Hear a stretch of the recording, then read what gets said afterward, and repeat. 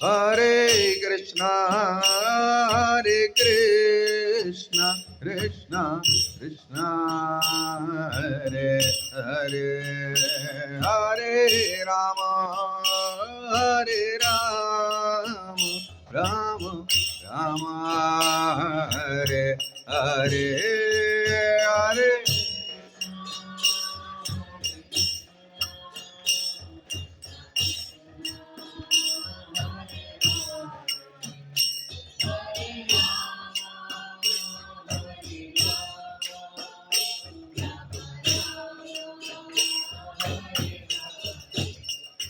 Hare Krishna, Hare Krishna, Krishna Krishna, Hare Hare, Hare Rama, Hare Rama, Rama Rama, Hare Hare, Hare.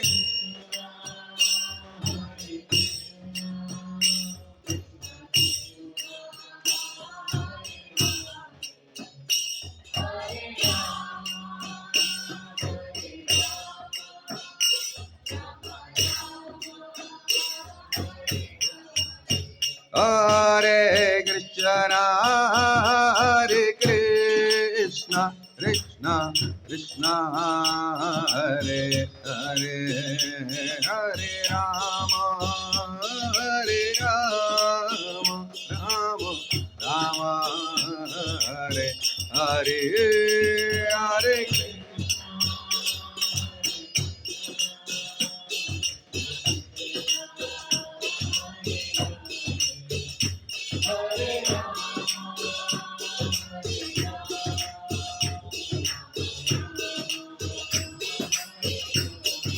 Hare Krishna, Hare Krishna, Krishna Krishna, Hare Hare, Hare Rama, Hare Rama, Rama Rama, Hare Hare, Hare Krishna.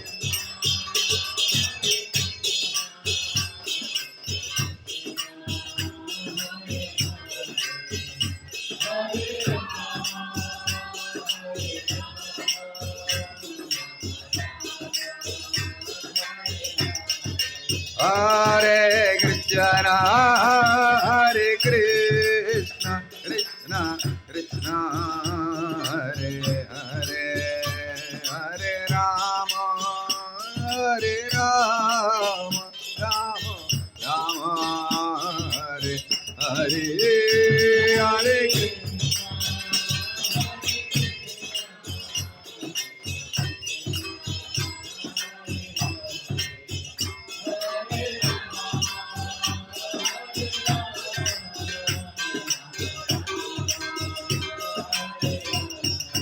Hare Krishna, Krishna Krishna, Hare Hare, Hare Ram, Ram Ram, Hare Hare.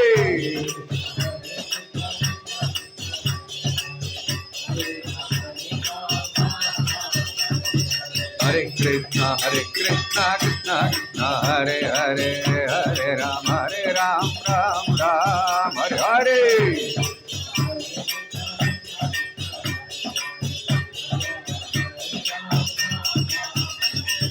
Hare Krishna, Krishna Krishna, Hare Hare, Hare Ram, Ram Ram, Hare Hare.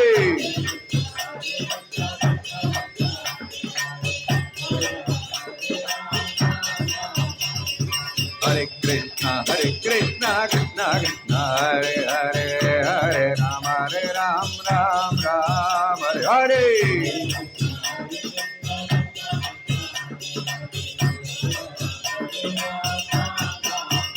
Hare Krishna, Hare Krishna, Krishna Krishna, Hare Hare, Hare Rama, Hare Rama, Rama Rama, Hare Hare, Hare Krishna.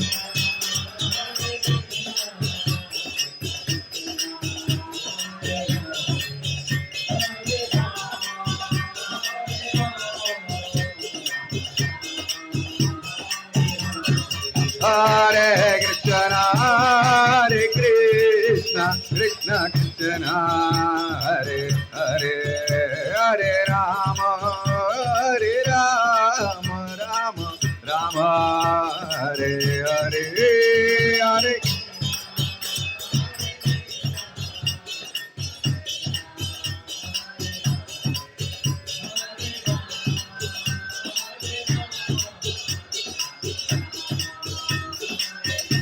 Hare Krishna, Krishna Krishna, Hare Hare, Hare Ram, Ram Ram, Hare Hare.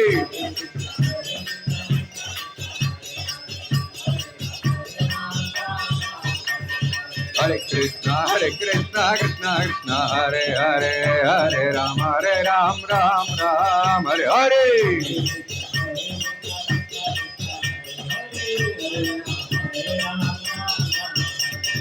Hare Krishna, Krishna Krishna, Hare Hare, Hare Ram, Ram Ram, Hare Hare.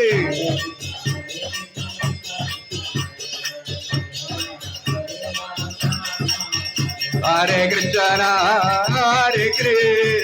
Krishna, Krishna Krishna, Hare Hare, Hare Rama, Rama Rama, Hare Hare, Hare.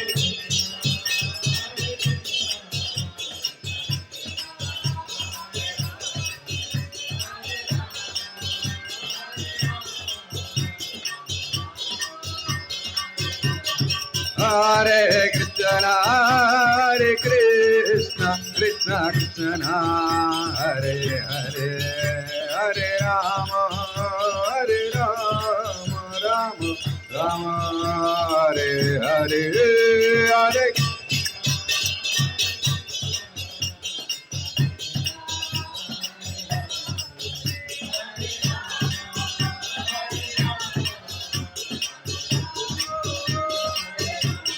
Jaya Radha Vrindavan Chandra, Radha Vrindavan Chandra Radhe.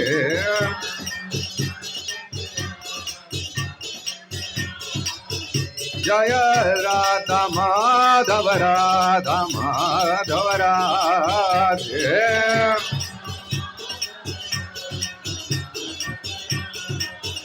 Jaya Jagannatha Baladeva Subhadra Mai Jaya Sudarshana.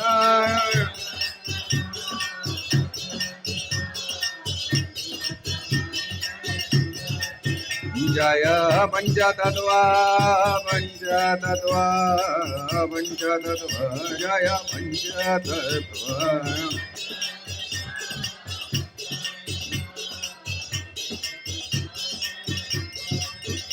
Jaya Prahlad Narasimha, Jaya Prahlad Narasimha, Prahlad Narasimha, Jaya Prahlad Narasimha.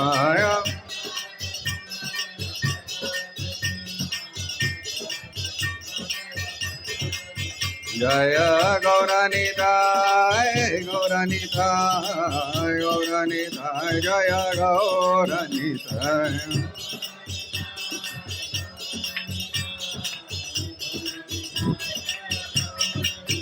Jaya Jaya Prabhupada, Prabhupada, Prabhupada, Prabhupada.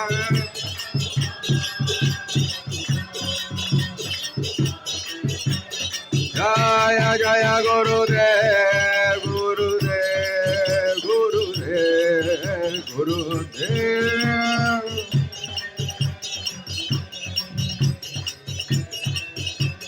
Nitai Gaur Hari Bol, Hari Bol, Hari Bol, Hari Bol.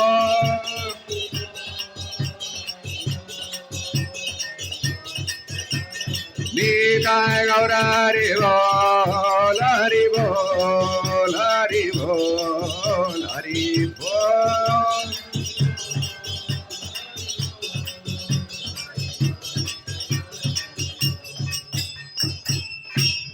Hari नाम संकीर्तन के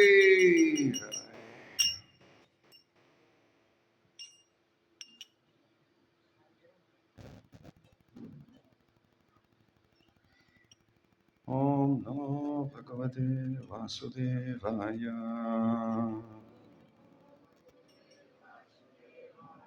ॐ नमो भगवते वासुदेवाय। ॐ नमो भगवते वासुदेवाय।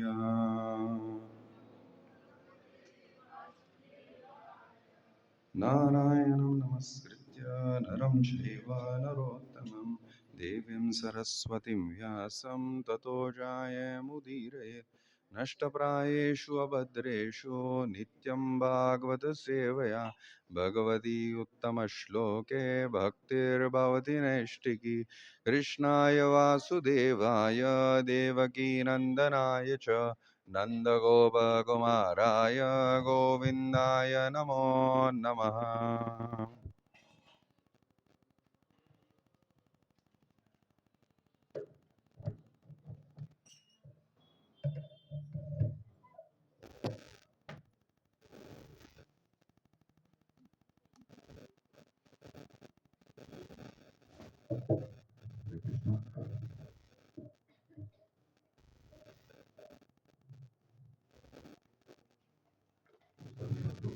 स्वागत है आपके श्रीमद् भागवत की कक्षा में।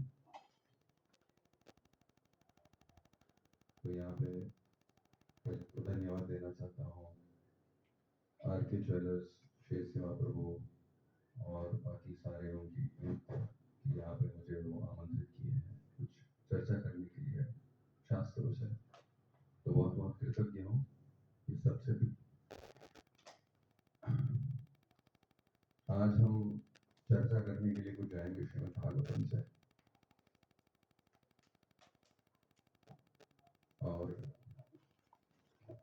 श्रीमद् भागवतम के 9वें स्कंद से कुछ चर्चा करने के लिए प्रयास करेंगे। सुबह कुछ युवाएं मुझे प्रश्न पूछ रहे थे। मैंने एक टॉपिक सुबह कवर किया था कि भक्ति में हम दृढ़ कैसे रह सकते हैं जब भी बाहर की परिस्थितियां बिगड़ती हैं। तो इसके ऊपर हमने कुछ चर्चा की और कुछ लोगों ने मुझसे प्रश्न पूछा कि कभी कभी हमें कुछ चीजें पता होती है बट उस समय पे हम अप्लाई नहीं कर पाते हैं। बहुत सारा हमें कि नॉलेज बहुत है बट प्रैक्टिकल एप्लीकेशन नहीं होता। और मैंने एक श्लोक कोट किया था भगवद गीता से, ज्ञान विज्ञान तृप्तात्मा। तो ज्ञान के साथ विज्ञान का जब तक परिवर्तन नहीं होता है तब तक तृप्तात्मा नहीं हो सकते। तो आज इसी पे हम कुछ चर्चा करेंगे कि ये ज्ञान और जो साक्षात्कार है, विज्ञान है या प्रैक्टिकल एप्लीकेशन है, इसमें गैप क्यों है ना? गैप क्यों है इसमें, और इस गैप को हम कैसे भर सकते हैं, इसके ऊपर आज हम कुछ चर्चा करेंगे। ठीक है। ओम अज्ञानतिमिरन्धस्य ज्ञानाञ्जनशलाकया चक्षुरुन्मिलितं येन तस्मै श्रीगुरवे नमः।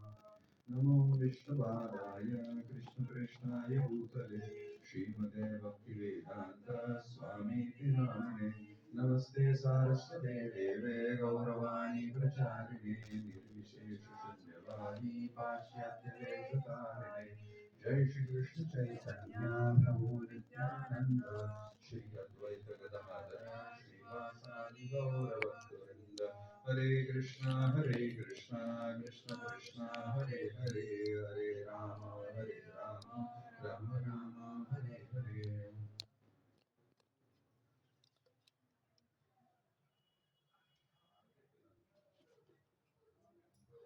हरे कृष्ण।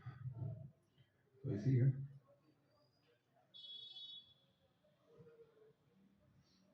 श्रीमद् भागवतम से हम 90 स्कंद से कुछ चर्चा करने का प्रयास करेंगे। पर पहले ये जान लेते हैं कि हमारा जीवन का लक्ष्य क्या है। सुबह कोई मुझसे पूछ रहा था कि हमारा जीवन का लक्ष्य क्या है। तो आपको क्या लगता है हमारे जीवन का लक्ष्य क्या है? क्या होना चाहिए जीवन का लक्ष्य? इंजीनियरिंग करना, मुक्ति प्राप्त करना? कौन कहता है मोक्ष प्राप्त करना ये जीवन का लक्ष्य होना चाहिए। अच्छा, कौन कहता है कि भगवत धाम वापस जाना ये जीवन का लक्ष्य होना चाहिए? कोई है हाथ ऊपर? किसी को नहीं जाना है? बढ़िया। एक माता जी बोल रही मेरा टिकट निकालो। ठीक है, और कोई है जो भगवत धाम जाना चाहते हैं? अच्छा, किसको लगता है कि जीवन का लक्ष्य होना चाहिए भगवत धाम जाना? किसी को नहीं लगता? फिर लक्ष्य क्या है वो तो बताओ। आनंद प्राप्त करना। कौन सा आनंद प्राप्त करना है? आनंद बहुत स्तर पे है, अलग अलग। भगवान की सेवा करके आनंद प्राप्त करना, ओके। परम लक्ष्य क्या होना चाहिए? श्रीमद् भागवतम किसके विषय में बात करता है? चैतन्य महाप्रभु क्या देने के लिए आए हैं? कृष्ण प्रेम। ये हमारे जीवन का लक्ष्य है। प्रेम पुमार्थो। तो सारे अर्थों में अर्थ मतलब क्या है? प्रॉफिट। प्रहलाद महाराज क्या कहते हैं? न ते विदु सो अर्थ गति विष्णु। हर एक जीवात्मा का सबसे बड़ा प्रॉफिट है भगवान विष्णु में। तो एक व्यक्ति ने प्रेम प्राप्त कर लिया, वो उसके जीवन के सबसे महत्वपूर्ण लक्ष्य को उसने प्राप्त कर लिया। बृहद भागवतामृत में सनातन गोस्वामी बताते हैं कि प्रेम, कृष्ण प्रेम और दैन्य, ह्यूमिलिटी, विनम्रता, ये एक समान है। क्या है? ह्यूमिलिटी और कृष्ण प्रेम ये एक समान है। इसमें क्या कनेक्शन है ये थोड़ा समझाएंगे। 7वें स्कंद में श्रीमद् भागवतम में, अच्छा ठीक है, जनरल एक्सप्लेनेशन देता हूं। अगर एक व्यक्ति को, यहाँ पे बहुत सारे लोग हैं जिनकी दीक्षा नहीं हुई है, बराबर है, तो गुरु की खोज में है। तो गुरु जब प्राप्त होता है क्या होता है? भक्ति की लता की बीज जो है वो प्राप्त होती है। भक्ति की लता बीज प्राप्त होने के बाद उसको हम पानी देते हैं। वो पानी देना क्या है? श्रवणम और कीर्तनम, भक्ति की विधियां जो हम करते हैं। अभी अगर आप पानी भी दे रहे हो, बीज भी अच्छा है, आपका पानी भी अच्छा है, बट जमीन खराब है, तो वो बीज से कुछ नहीं आएगा। तो जमीन क्या है? हमारा हृदय। हृदय में अगर हमारे कोमलता नहीं है, वैष्णव गुण नहीं है, तो भक्ति की लता जो है वो नहीं बढ़ सकती। तो इसलिए सारे अनर्थों से आगे हमें बचना है, उनको अनर्थ निवृत्ति उनकी करनी है। तो अनर्थ आते कहां से? कितने प्रकार के अनर्थ हैं, कोई बता सकता है? हाउ मेनी टाइप्स ऑफ अनर्थस? 6 है। क्या क्या है? 6।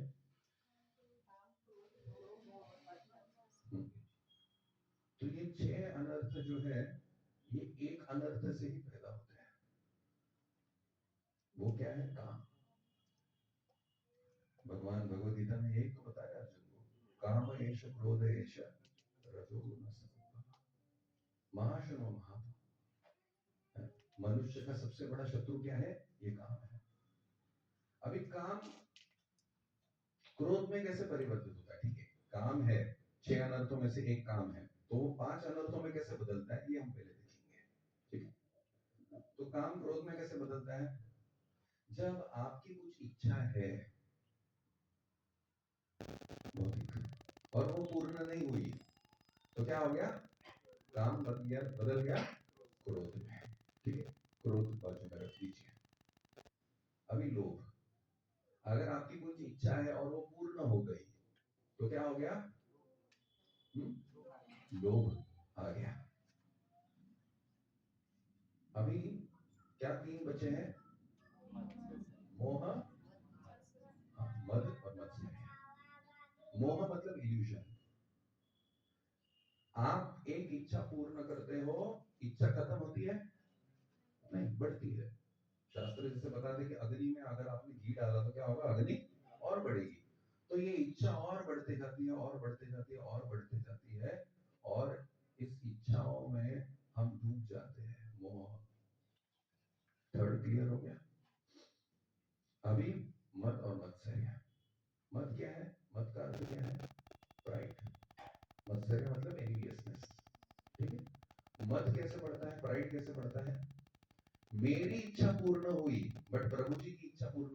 होगी, तो मुझे क्या आ जाता है, गर्व आ जाता है, देखो मैं कर सकता हूँ, प्रभु जी नहीं कर सकते।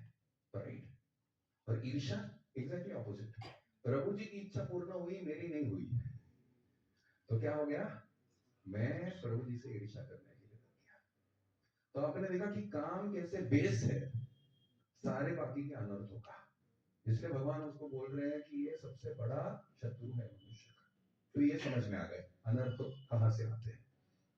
अभी अच्छे गुण कहां से आते हैं ये भी देखना चाहिए।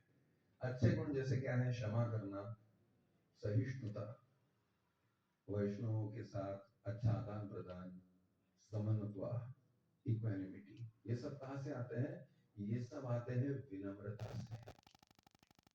एक व्यक्ति अगर विनम्र है तो उसमें कृतज्ञता होती है। एक व्यक्ति अगर विनम्र है तो उसमें सहिष्णुता भी होती है।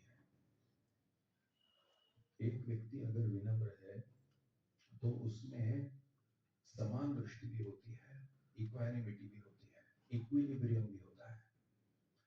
तो जैसे दयालुत्व मतलब जो है, या बोल सकते हैं कि ह्यूमिलिटी या विनम्रता, ये सारे अच्छे गुणों का रूट कॉज है, वैसे ही काम क्या है, सारे अनर्थों का रूट कॉज है। तो इसीलिए बृहद भागवत अमृत में सनातन गोस्वामी कृष्ण प्रेम को ह्यूमिलिटी के साथ कंपेयर करते हैं। क्योंकि अगर ह्यूमिलिटी नहीं है, विनम्रता नहीं है एक व्यक्ति के जीवन में, तो कृष्ण प्रेम प्राप्त नहीं कर सकता, वो बिल्कुल भी प्राप्त नहीं कर सकता। तो होता क्या है ना, कभी कभी कि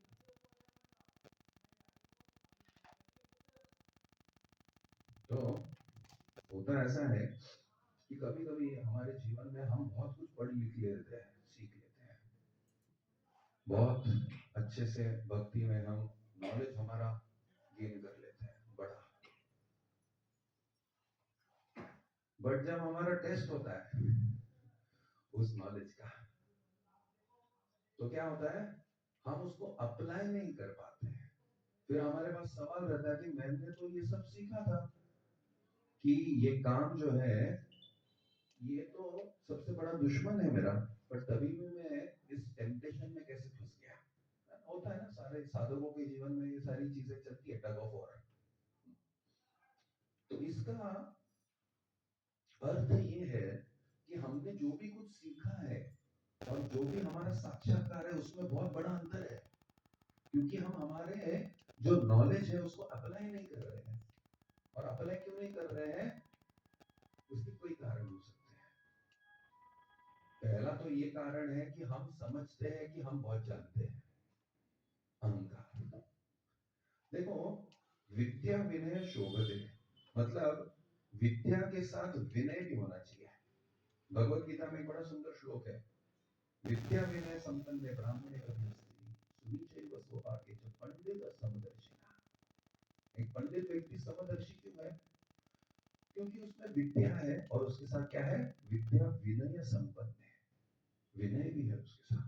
जैसे एक विशाल पेड़ है, जब वो खाली रहता है ऐसे के ऐसे खड़ा रहता है, बट जैसे उसको फल लगते हैं वो क्या है, उसकी टहनियां नीचे झुक जाती है। जो एक व्यक्ति है जिसके पास बहुत कुछ देने के लिए है, उसके पास हमेशा आप देखेंगे विनय होना चाहिए। विनय है तो वो और सुंदर दिखता है। इसलिए अहंकार जिस व्यक्ति को आता है विद्या के साथ, तो विद्या है, ज्ञान है, ज्ञान और अहंकार इक्वल टू क्या है बताओ, ज्ञान भी है बट अहंकार भी है उस ज्ञान का। तो क्या है, एरोगेंस प्लस नॉलेज, वो किस में परिवर्तित करता है, इग्नोरेंस। ठीक है ना, जब एक व्यक्ति सोचता है कि मुझे सब कुछ आता है, मुझे किसी की जरूरत नहीं है, मैं सब कुछ जानता हूं, तो ज्ञान है और अहंकार है। तो ज्ञान और अहंकार का इसको एक साथ करेंगे तो क्या होता है, अज्ञान। ठीक है, तो ये क्लियर हो गया। अभी एक व्यक्ति के पास ज्ञान भी है और उसके पास विनय भी है या विनम्रता भी है, तो क्या हो गया, हाँ, ज्ञान और वी विनम्रता का, उसको आप मिलाएंगे तो क्या हो गया? विज्ञान हो गया। एक बार एक छोटे से संत थे, वैष्णव संप्रदाय में, श्री संप्रदाय में आप देखेंगे पराशर भट्ट। पराशर भट्ट का नाम सुना है आप लोगों ने? नहीं सुना? अगर आप थोड़ा साउथ इंडिया में जाएंगे तो काफी नाम है उनका श्री संप्रदाय में। एक बार एक दिग्विजय पंडित आ रहा है गांव में। दिग्विजय पंडित का काम क्या है? सबको आर्ग्यूमेंट में हराना, शास्त्रीय आर्ग्यूमेंट में सबको हराना। पहले भारत में ये स्पोर्ट होता था क्रिकेट बाकी की सारी चीजों से पहले स्पोर्ट क्या होता था? हम फिलोसॉफिकल डिबेट्स करेंगे, ये होता था। और नवद्वीप में स्पेशली मायापुर में ये बहुत होता था। तो ठीक है, एक बार ऐसे ही दिग्विजय पंडित बड़े पालकी में पूरे प्रोसेशन के साथ आ रहे हैं, और जिनको भी हराएंगे उनसे क्या साइन करवा के लेंगे कि मैंने आपको हराया, इधर साइन करो। और फिर वो विजय पत्र या जो भी है वो सबको दिखाएंगे कि ये मेरा सर्टिफिकेशन है कि मैंने इन दिन को हराया। अभी पराशर भट्ट एकदम छोटे बच्चे हैं, 5-6 साल के। गांव वाले सोचते कि देखो, हम अगर जाएंगे आर्ग्यू करने और हम हार जाते तो गांव का नाम खराब होगा। ये पराशर भट्ट है, काफी नॉलेजेबल है, 5-6 साल के बच्चे हैं। अगर ये हरा देते हैं तो क्या होगा? बच्चे ने हरा दिया। और अगर ये हार भी जाते तो क्या हो गया? अरे छोटे बच्चे तो थे, इसलिए गांव वाले लोग उनको बाहर छोड़ देते हैं और सब अपने घरों में चले जाते हैं। पराशर भट्ट के पास दिग्विजय पंडित आते हैं, बोलते बाकी लोग कहाँ है? बालक बोलते हैं पराशर भट्ट कि उनका तो पता नहीं, बट मेरा एक प्रश्न है। तो दिग्विजय पंडित बोलते हैं अरे आपको तो आपके घर में जाके खेल कूदना चाहिए, ये प्रश्न वश्न पूछने के लिए बाकी लोगों को भेज दो। बोलते नहीं, मेरा एक प्रश्न है, इसका आप जवाब दे सकते हो क्या? दिग्विजय पंडित क्योंकि अहंकार इतना है ना, ऐसे सोचते मैं कैसे प्रश्न का उत्तर नहीं दे सकता हूँ, आप तो इतने छोटे हैं, आपका प्रश्न का उत्तर मैं तुरंत दे दूंगा। बोलते ठीक है, मिट्टी उठा लिया हाथ में। बोलते इस मिट्टी में कितने कण है बताओ। तो दिग्विजय पंडित चकरा ले रहे हैं, बोलते मैं इसको नहीं जानता। पराशर भट्ट बोलते हैं इसलिए आप महान नहीं है। महान कौन है? महान भगवान है, क्योंकि भगवान जानते हैं इसमें कितने कण है। तो कभी ये नहीं बोलना कि आप महान हैं और आप सब कुछ जानते, क्योंकि आप नहीं जानते। इसको सुन के पराशर भट्ट का जवाब सुन के दिग्विजय पंडित उतर जाते हैं, अपने पालकी से दंडवत करते हैं। तो इसीलिए अगर आप देखेंगे तो एक व्यक्ति के पास अगर विद्या है पर विनय नहीं है तो उसको नहीं शोभता। विद्या के साथ क्या होना चाहिए? विनय बहुत ही इंपॉर्टेंट है, तो वो विज्ञान में बदलता है। नहीं तो केवल थियोरेटिकल नॉलेज है बट उसका एप्लीकेशन नहीं हो पाएगा, है ना? ऐसी बात है। इसके लिए मैं आपको स्टोरी सुनाऊंगा श्रीमद् भागवतम से, ठीक है? तो स्टोरी क्या है? 9वां स्कंद श्रीमद् भागवतम का। 9वें स्कंद में कथा आती है जमदग्नि ऋषि की। जमदग्नि ऋषि जो है उनके पुत्र कौन है? परशुराम। अभी जमदग्नि ऋषि जो है एक वन में रहते हैं, एक वन में रहते हुए अपना सब कुछ चला रहे हैं।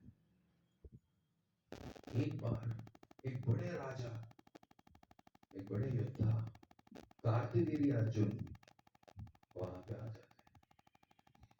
कार्तिवीर्य अर्जुन इतने महान व्यक्ति है भौतिक दृष्टिकोण से, उनके 1000 हाथ है। उन्होंने रावण को भी हराया था, ठीक है? तो रावण को हराने वाले कम लोग हैं, मतलब है वैसे, जैसे वाली और कार्तिवीर्य। तो वो आ जाते किसके घर पे? किसके कुटीर में? जमदग्नि ऋषि के कुटीर में आ जाते हैं। जमदग्नि ऋषि के कुटीर में आके बोलते हैं कि प्यास लगी है, कुछ आप व्यवस्था कर सकते हैं क्या? तो जमदग्नि ऋषि बोलते बिल्कुल, क्यों नहीं कर सकते। और अभी आप सोचिए, राजा अगर आया है, शिकार की पार्टी रहती है ना उनकी वैसे, तो राजा अगर आया है तो राजा के साथ कौन कौन रहता है? सेना, उनके मंत्री, बाकी के लोग, सब कुछ रहता है पूरा। तो जमदग्नि ऋषि बोलते ठीक है, आप विश्राम कीजिए, मैं व्यवस्था करता हूँ।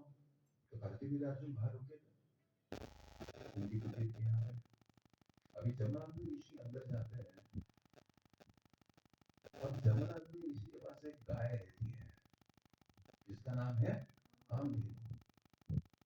उस गाय की शक्ति से वो कुछ भी चाहे वो प्राप्त कर सकते हैं। तो जमदग्नि ऋषि क्या करते हैं, उस गाय के माध्यम से कार्तिवीर्य अर्जुन और उनकी सेना के लिए सारी व्यवस्थाएं कर देते हैं। सब कुछ टेंट्स वगैरह सब बढ़िया से बढ़िया फैसिलिटी वाले। अभी गाय है तो टेंट में भी एसी लगवा सकते हैं, ठीक है ना। तो क्षमता है ना, जब सिद्धियां है तो व्यक्ति कुछ भी कर सकता है। तो क्योंकि वो गाय बहुत ही शक्तिशाली है, तो प्रसाद के लिए भी बढ़िया व्यवस्था सब हो गई। अभी इतना सब कुछ देख के कार्तिवीर्य अर्जुन तो सब प्रसाद वगैरह सब पाए, अच्छे से उनकी सुविधा हुई थी। सब कुछ होने के बाद उनका एक प्रश्न आया कि आप इस वन में रहते हुए इतनी सारी सुविधाएं कैसे मुझे प्रदान कर सकते हो, कैसे दे सकते हो मुझे ये सब, रहस्य क्या है बाबा, है ना, आप ये सब कैसे कर पा रहे हो। तो जब आपने ऋषि बोलते हैं अच्छा वो तो मेरे पास एक गाय है जो सब कुछ कर देती है, उसको बोला गया तो जैसा भी है वो कर देती है। अभी जैसे प्रभु जी का टीम है, प्रसाद लेके आए हैं, तो अगर सपोज गाय है तो आपको जो चाहिए वो मेन्यू बोल दो, जितने क्वांटिटी में करना है बोल दो, सब कुछ रेडी बाहर मिल जाएगा। हाँ, जैसे अभी यहाँ पे बिजली गई है, राइट, उसको बोल दो बिजली लाइए बिजली भी आ जाएगी। तो सब कुछ हो सकता है। तो कार्तिवीर्य अर्जुन देखते हैं गाय को और उनके मन में आता है ये ऋषि मुनि के पास ये गाय क्यों है, इसका फायदा तो मुझे ज्यादा है। ये ऋषि मुनि वैसे भी क्या है, वन में रहते हैं, इनकी छोटी सी झोपड़ी है, कुटी है, इनको क्या आवश्यकता है इस गाय की। मैं इतना बड़ा राजा हूँ, मेरे पास अगर ये गाय रहेगी तो इससे मैं बड़े बड़े हथियार वगैरह सब बना सकता हूँ, राज तिजोरी में सोना भर सकता हूँ और बहुत सारी चीजें कर सकता हूँ। कोई दुश्मन मेरे पास आएंगे भी नहीं आक्रमण करने के लिए, क्योंकि मेरे पास ये गाय रहेगी तो इसकी साथ शक्ति है। ऐसा करके कार्तिवीर्य अर्जुन सोचते हैं। और कार्तिवीर्य अर्जुन जो है ये जमदग्नि ऋषि को एक गाय मांगते हैं।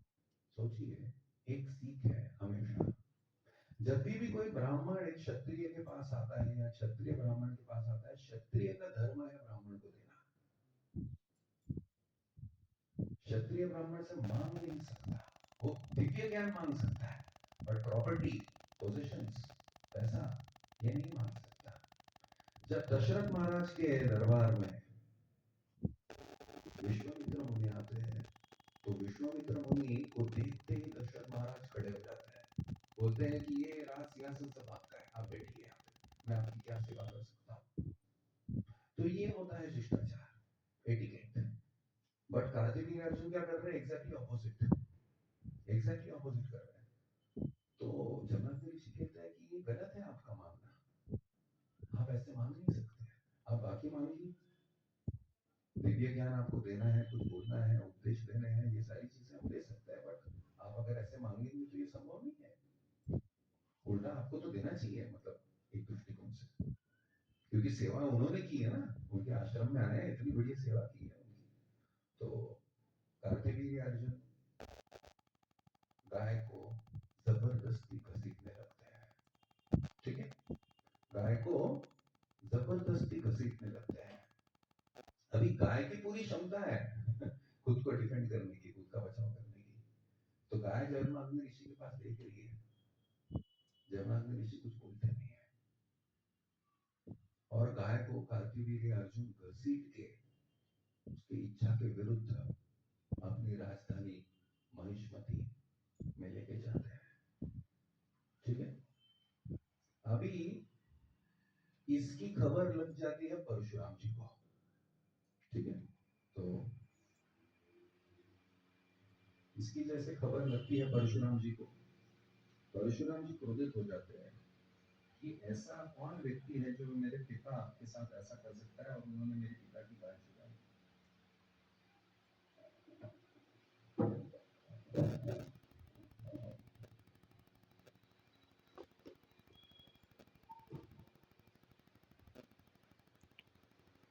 हरे कृष्णा। तो ये जब परशुराम जी को पता चलता है, परशुराम जी पहुंच जाते हैं माहिष्मति। माहिष्मति पहुंचने के बाद परशुराम जी कार्तवीर्य अर्जुन को ललकारते हैं और उनके साथ युद्ध करके, अभी कार्तवीर्य अर्जुन के कितने हजार हाथ है, और कार्तवीर्य अर्जुन को वो मार देते हैं। युद्ध करके किसको मार दिया? कार्तवीर्य अर्जुन को मार दिया।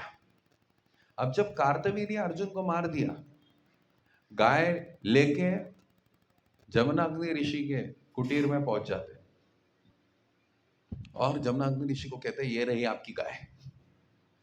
मैंने ये गाय, ये कार्तवीर्य अर्जुन आपसे लेके गया था ना, वो कार्तवीर्य अर्जुन का मैंने वध कर दिया है, उनको मैंने मार दिया है, और ये गाय जो है मैं आपके लिए लेके आया हूं वापस से। अभी इसको नोट कीजिए, होता क्या है।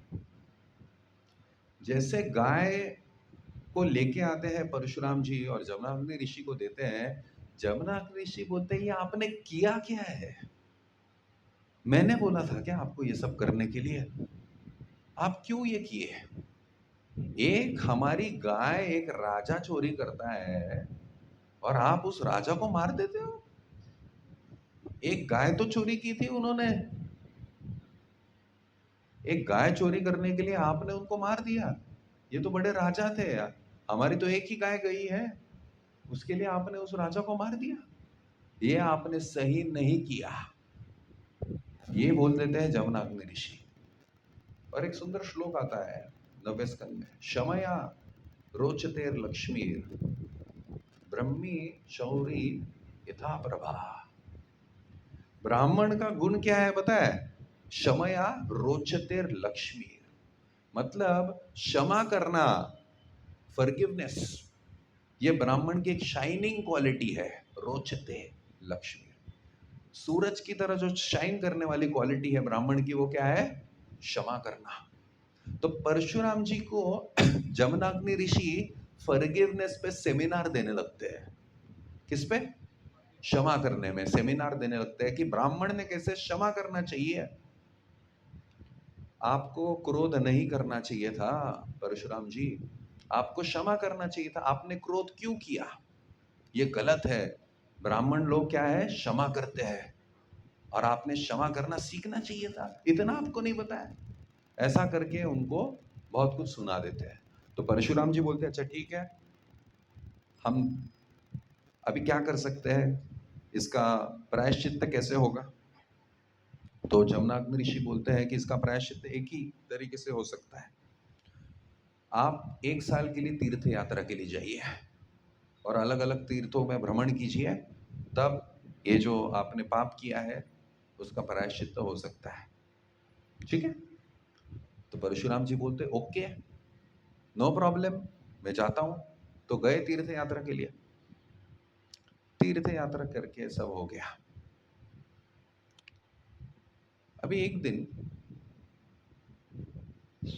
जमनाग्नि ऋषि की पत्नी, उनका नाम है रेणुका, वो एक नदी में पानी लेने के लिए जा रही है।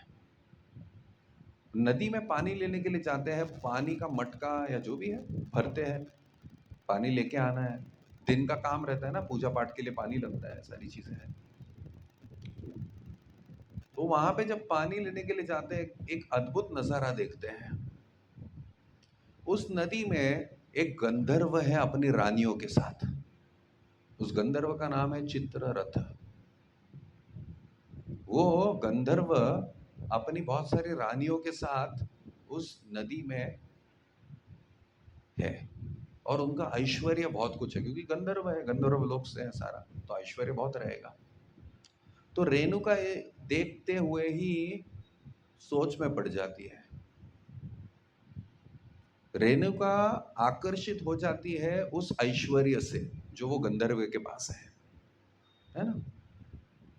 और वो सोचने लगती है बस उसके बारे में, मेरा जीवन अच्छा रहता, बट मैं पत्नी हूँ एक छोटे से ऋषि की। अभी जमनाग्नि ऋषि तो छोटे ऋषि नहीं है, बट तभी भी वो क्या सोच रही है कि मुझे ये सारी सुविधाएं कैसे प्राप्त होगी, ये संभव नहीं है, क्योंकि मैं एक ऋषि की पत्नी हूँ, तो मुझे तो इस कुटीर में ही रहना है, बड़े गंधर्वों के पास तो कितना ऐश्वर्य है। ऐसा करके वो बस सोच रही है, ठीक है ना, बाकी कुछ नहीं है, सोच रही है बस। और पानी लेके आने के लिए लेट हो जाता है, क्योंकि वो सोच में पड़ गई है। हम कभी भी कुछ सेवा करते हैं, बट अगर हमारी चेतना कहीं और है तो सेवा में डिले होता है, ठीक है ना, क्योंकि हम कहीं और उपस्थित है, सेवा कुछ और है, हम कहीं और है। तो जैसे ये हो जाता है, जमनाग्नि ऋषि पूछते हैं कि क्या हो गया, लेट हो गया आप, हमेशा तो टाइम पे आते हो, आज लेट हो गया, क्या हो गया। तो कुछ बोलते नहीं है। तो जमनाग्नि ऋषि अपने तपस्या के बल से, अपनी सिद्धियों के बल से देख लेते हैं कि प्रॉब्लम क्या था, और वो समझ जाते हैं कि ये रेणुका जो है ये इसलिए जल्दी नहीं आ पाई क्योंकि ये चित्ररथ का ऐश्वर्य देख के ये सोच में वहां पे पड़ गई थी कि ये मेरे पास भी होना चाहिए। तो जमनाग्नि ऋषि बहुत गुस्सा हो जाते हैं, बहुत गुस्सा हो जाते हैं।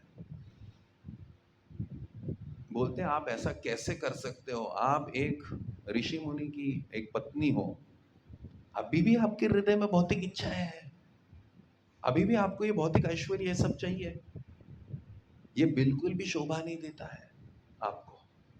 इसका अर्थ क्या है, आपके हृदय में अभी तक भौतिक इच्छाएं विराजमान है, और आपको दंडित करना चाहिए। ठीक है, दंडित कर सकते हैं। अभी दंड क्या है वो भी सुन लो। जमनाग्नि ऋषि परशुराम जी को छोड़ के, उनके 4 पुत्र हैं, उनके 4 पुत्रों को जमनाग्नि ऋषि आदेश देते हैं कि अपने मां को मार दो। क्या आदेश है, अपनी मां को मार दो, ये आदेश आ गया। एक चीज होती है कि कुछ पनिशमेंट देना, कुछ बोलना, ठीक है, हो सकता है, जैसे गृहस्थ में बीच में हो सकता है कि पति पत्नी में कुछ बने ना, तो 1-2 दिन के लिए बात नहीं करेंगे, ज्यादा से ज्यादा एक दूसरे पे चिल्लाएंगे, बट ऐसा तो नहीं है कि कोई बोलेगा अपने बच्चों को कि अपनी माँ को मार दो, ये तो होगा नहीं। हाँ, जमनाग्नि ऋषि का आदेश सुन के उनके जो 4 पुत्र है बोलते हैं कि हम इस आदेश का पालन नहीं करेंगे, बिल्कुल भी आदेश का पालन नहीं करेंगे। ये क्या है, ऐसे कुछ हुआ भी नहीं था, केवल मन में ऐश्वर्य के बारे में सोचा था उन्होंने, आप बोल रहे हो इनको मार दो, ये बिल्कुल भी नहीं हो सकता। ऐसा कौन है और श्रीमद् भागवतम में जो अपने पिता का आदेश नहीं मानते और पिता गुस्सा हो जाते हैं? प्रहलाद महाराज। प्रहलाद महाराज अपने पिता का आदेश नहीं मानते, पिता बोल रहे हैं कि महामंत्र छोड़ के मेरे मंत्र का जप करो।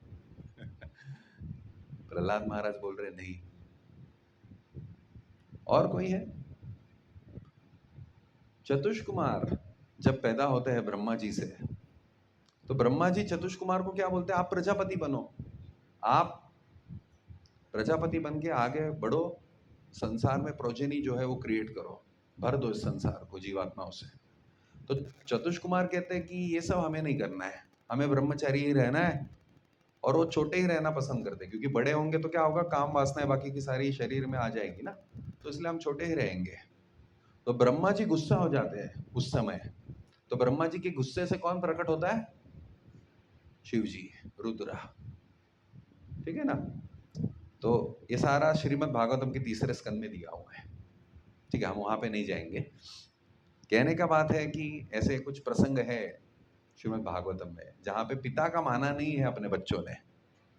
तो आचार्य जब चतुष कुमार ब्रह्मा जी को नहीं मानते हैं, उनकी आज्ञा को, तो आचार्य सपोर्ट करते हैं चतुष कुमार को कि सही बोल रहे हैं। सारे आचार्यों की कमेंट्री में आप देखेंगे तो वो चतुष कुमार की बाजू को सपोर्ट कर रहे हैं। बट यहाँ पे सपोर्ट नहीं कर रहे हैं जमदग्नि ऋषि के दृष्टिकोण से। जमदग्नि ऋषि ने जैसे बोला अपनी मम्मी जो है उनकी हत्या करनी चाहिए आपको, तो उन्होंने मना कर दिया, बोले हम नहीं करेंगे। तो देखो, जब एक व्यक्ति क्रोधित है और आप उसकी आज्ञा को नहीं मानते हो, उसका क्रोध बढ़ जाता है। जमदग्नि ऋषि और भी क्रोधित हो गए, बोले परशुराम यहाँ आओ। तो परशुराम आ गए। यस पिताजी। बोलते हैं अपनी माँ को मार दो और इन 4 भाइयों को भी मार दो। क्या कमांड आया? माँ को तो मार दो +4 तो एक ही कमांड में 5 लोगों का टिकट कंफर्म करने के लिए बोल दिया। अभी मजेदार बात है, कुछ ही समय पहले तो जमदग्नि ऋषि क्षमा के विषय में तो बात कर रहे थे, सही है कि नहीं? जब कार्तवीर्य अर्जुन को मार के आए हैं परशुराम जी, तो फॉरगिवनेस पे, क्षमा पे सेमिनार किसने दिया? जमदग्नि ऋषि ने दिया। तो अभी उसी को अप्लाई क्यों नहीं कर पा रहे हैं? समझ में आ रही है बात? उसी को अप्लाई क्यों नहीं कर पा रहे? क्योंकि ज्ञान में और विज्ञान में अंतर है। साक्षात्कार में और केवल थियोरेटिकल नॉलेज में अंतर है, इसलिए अप्लाई नहीं कर पा रहे। जैसे हम तो केमिस्ट्री में पढ़ते हैं, हाइड्रोजन ऑक्सीजन ये सब मिक्स करेंगे इतने मात्रा में तो पानी निकलेगा, बट कितने लोग यहाँ पे कर पाएंगे? जब तक प्रैक्टिकल किए नहीं है तब तक होगा नहीं। केवल हम थ्योरी में लिख सकते हैं H2O, बट प्रैक्टिकली हमें उसका अनुभव नहीं है। तो एक होता है हाइड्रोजन पे बात करना या पानी पे बात करना, और एक होता है एक्सपेरिमेंट से दिखाना। तो जब बात करने का समय आया, जमदग्नि ऋषि बात करके थ्योरी दे दिए, बट जमदग्नि ऋषि जब प्रैक्टिकल का समय आया, डेमोन्स्ट्रेशन नहीं दे पा रहे हैं।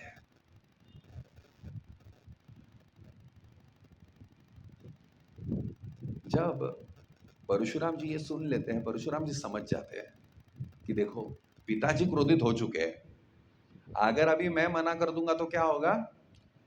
मुझे श्राप दे देंगे, और अगर इसमें एक चांस है, मैं अपने माँ और 4 भाइयों को मार दूंगा, नो प्रॉब्लम, मैं मार दूंगा।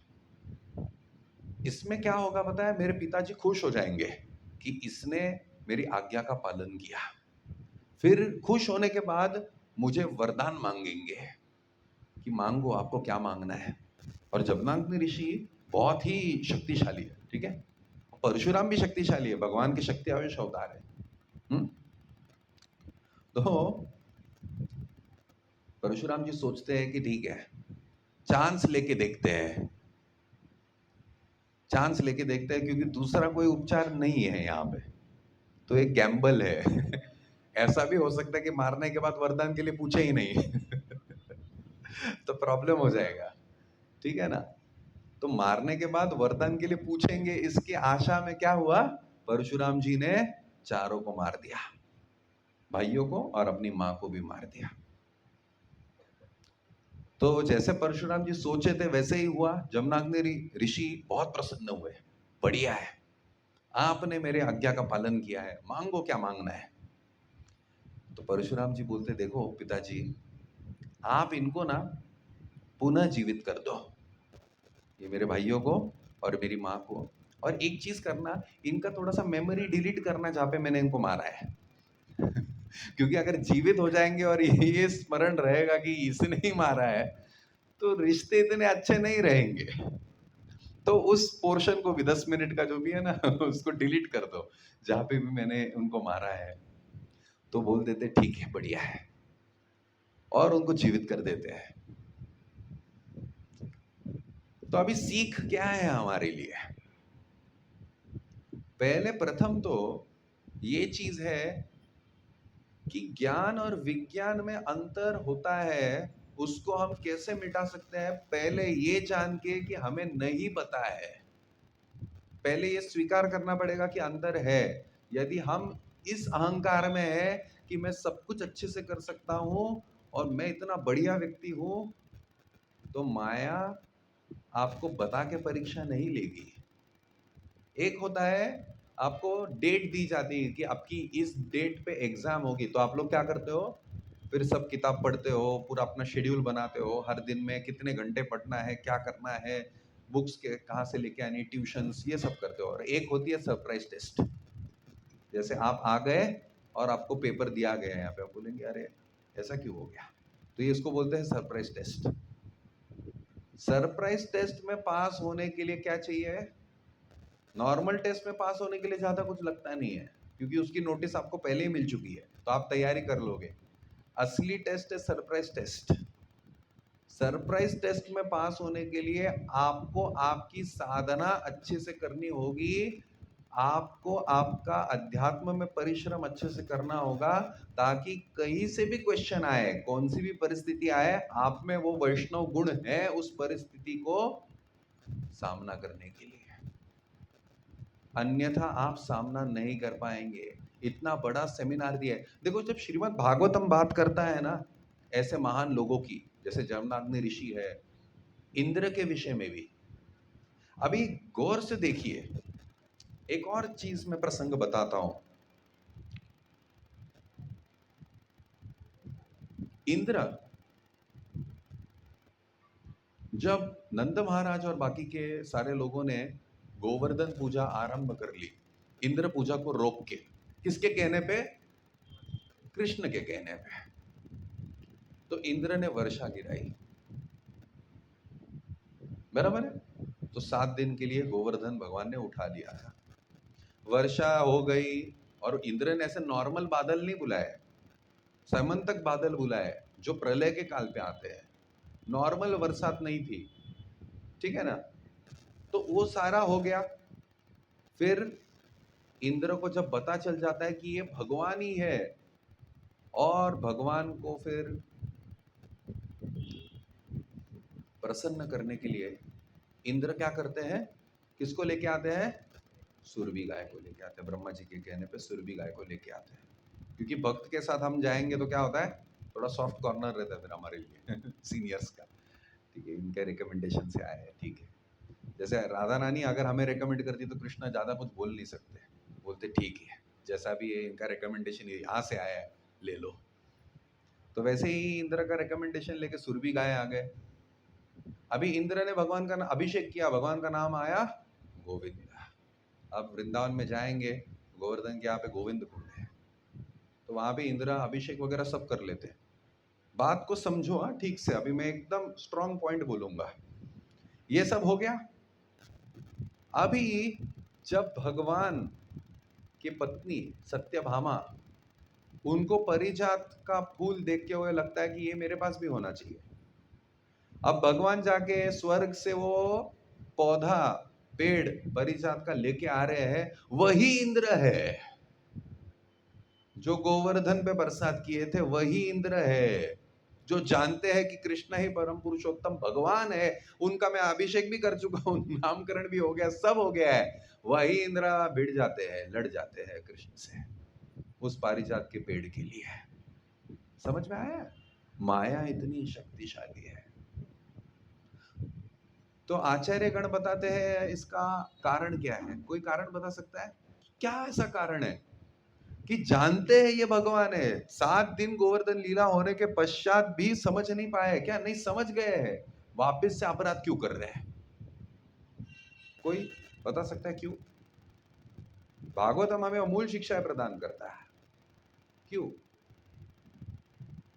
हम सब कनेक्ट करेंगे जितना भी हम 2-3 लेक्चर से श्रवण किए, क्योंकि इंद्र के हृदय में पूर्ण पश्चाताप नहीं था।